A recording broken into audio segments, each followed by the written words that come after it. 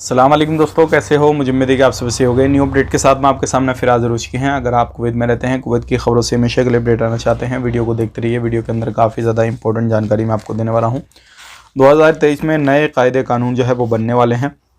और अभी जो है वो कौन से कायदे कानून है, अब जो है लोगों को इस तरीके से वीज़ा निकाल कर दिया जाएगा। कुछ नई चीज़ें जो है ऐड की जा रही हैं, सब कुछ देखा जाएगा।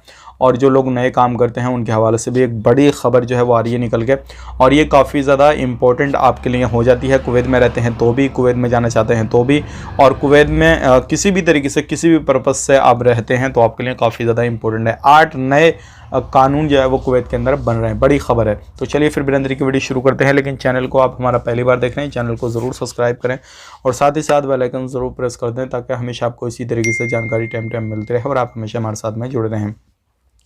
सबसे पहले मैं आपको यहाँ पे बताना चाहूँगा, जो बड़ी खबर आ रही है काफ़ी ज़्यादा इंपॉर्टेंट है ये आपके लिए। देखिए 8 कायदे कानून जो है वो अलग अलग तरीके से बन रहे हैं। सबसे पहली चीज़ ये है, ये रहेगी कि किसी भी तरीके से कोई भी बंदा अप्लाई करता है कोई भी वीज़ा के लिए, आप बुलाना चाहते हैं किसी को, तो कोई भी किसी भी तरीके का कोई भी पुलिस में कोई भी रिकॉर्ड उसका नहीं होना चाहिए किसी भी तरीके से। दूसरी चीज़ ये है, उसका पासपोर्ट पर नाम वगैरह ये सारी चीज़ें सेम होनी चाहिए। इन चीज़ों का ध्यान रखिएगा। और जो भी जो है एम्बेसी मेडिकल वगैरह जो यहाँ से कराएंगे वो ऑथोराइज मेडिकल सेंटर होने चाहिए। और जो एम्बेसी यानी कि दोनों देशों के बीच में जो एक समझौता रहेगा वीज़ा के हवाले से, तो वो अप्रूव आपका होना बहुत ज़्यादा ज़रूरी है। और अगली जो चीज़ है, जो $100 की एक पर्ची बनेगी, वो आपके पास में होना बहुत ज़रूरी है। और उसके बाद में जो है अगली चीज़ एम्बेसी की तरफ से जो है स्टाम्प वगैरह जो सारे प्रूफ मिलते हैं वो होना आपके पास में ज़रूरी है। और सबसे जो मेन चीज़ है, जो बंदा स्पॉन्सर कर रहा है, जो बंदा बुला रहा है, अगर उसके पास में कामकाज रियली में है तो वो चेक करा जाएगा। पहले ये सारा प्रोसेस करने से पहले चेक होगा, अगर काम है उसके पास में तभी वीज़ा इशू किया जाएगा। और जो बंदा वहाँ पे काम करने के लिए जा रहा है, अगर रियली में उसको काम आता है, जेन्युइनी तरीके से काम आता है, जिस फील्ड के लिए उसने अप्लाई किया है, जिस वीज़ा के लिए, तो वो चेक करने के बाद में ही आपको वीज़ा इशू करके दिया जाएगा। उसका सर्टिफिकेट वगैरह ये सारी चीज़ें अच्छी तरीके से देखी जाएंगी, तभी जो है आपको वीज़ा मिलने वाला है। और कोई भी बंदा अगर जाता है किसी भी तरीके से, तो टाइम टू टाइम जो है वो चेक किया जाएगा कि बंदा ऐसा तो नहीं है कहीं और जाके काम कर रहा है, कुछ और कर रहा है किसी भी तरीके से, या फिर कफिल वगैरह के पास से भाग गया तो किसी दूसरी जगह वो बंदा काम नहीं करेगा। तो इस तरीके से इन 8 नए कानून जो है वो कुवैत के अंदर बने हैं। इनको सबको फॉलो करना पड़ेगा 2023 के अंदर। और वीज़ा अगर कोई भी बंदा इशू करवाता है, निकलवाता है, कुछ भी करता है। अब बात कर लेते हैं यहाँ पे सबसे जो बड़ी परेशानी आ रही है, ऐसे लोगों को भी पकड़ा जाएगा जो ठेकेदार तो नहीं है, लेकिन वर्कर को इधर से उधर उठा के, मतलब कहीं से अलग से लोगों को अलग अलग तरीके से उठा के, कोई खादम का, कोई वर्क वीज़ा का, कोई अलग अलग तरीके से उठा के 20-25 की टोली बना के वो वर्क जो है वो ठेकेदार बन गया और काम करा रहा है। तो ऐसे लोगों को भी पकड़ा जाएगा और उन सारे लोगों को पकड़ा जाएगा जो लाइसेंस होल्डर हैं, जिनके पास में उस चीज़ का लाइसेंस है, वही काम करने का, ठेकेदार का, सारी चीज़ें का, तो वही लोग जो है ऐसे काम कर सकते हैं। और ये चीज़ अच्छी भी है, क्योंकि ज़्यादातर अधिकतर जो लोगों के पैसे मरते हैं वो इसी तरीके से मरते हैं।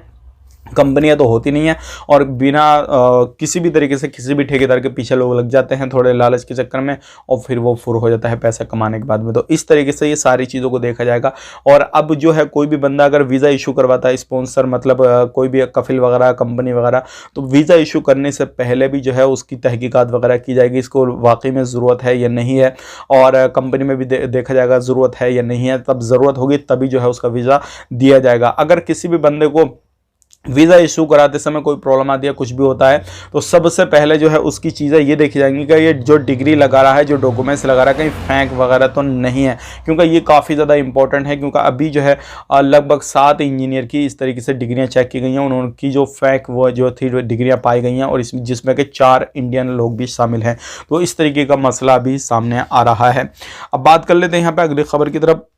जो अगली खबर आ रही है निकल के, ये भी काफ़ी ज़्यादा इंपॉर्टेंट है। बहुत सारे लोग बोल रहे हैं अभी हमारा सिविल आईडी लग जाएगा या नहीं लग जाएगा, तो आपको टेंशन लेने की, घबराने की कोई भी ज़रूरत नहीं है।